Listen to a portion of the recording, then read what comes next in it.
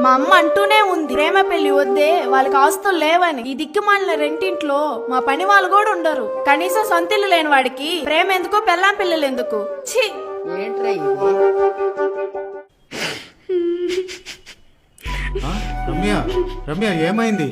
ఎందుకు ఏడుస్తున్నావు? మార్నింగ్ మీరు ఆఫీస్ వెళ్ళాక మీ ఫ్రెండ్ మురళి. ఎవరు? మురళి లేరు, ఆఫీస్కి వెళ్ళారు. మీరు తన వైఫ్. మీరు చాలా లక్కీ అండి.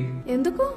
మురళి నెలకి 1000 రూపాయలు కట్టి తనకి భవిష్యత్తులో ఏం జరిగినా మీ బ్యాంక్ అకౌంట్ లో 2 కోట్లు ఎటువంటి ట్యాక్స్ లేకుండా పడేలా టర్మ్ ఇన్సూరెన్స్ పాలసీ తీసుకున్నాడు. సంపాదించే వాళ్ళల్లో ఇలాంటి ఒక పాలసీ ఉందనే తెలియదు. తెలిసిన వాళ్ళు కూడా నిర్లక్ష్యం చేస్తూ ఉంటారు. కానీ మురళికి ఇది నేను చెప్పిన వెంటనే తనకి భవిష్యత్తులో ఏం జరిగినా తన భార్య పిల్లలు తన తర్వాత ఇబ్బంది పడకుండా సొసైటీలో తలెత్తుకొని బ్రతికేలా మీ గురించి బాబు గురించి ఆలోచించే వెంటనే టర్మ్ పాలసీ తీసుకున్నాడు. మీకు వస్తున్న అంత చిన్న జీతంతో కూడా మా ఫ్యూచర్ గురించి ఆలోచిస్తున్న మిమ్మల్ని నేను చాలా బాధ పెట్టేశాను. ఇచ్చిదానా ముందు తిని.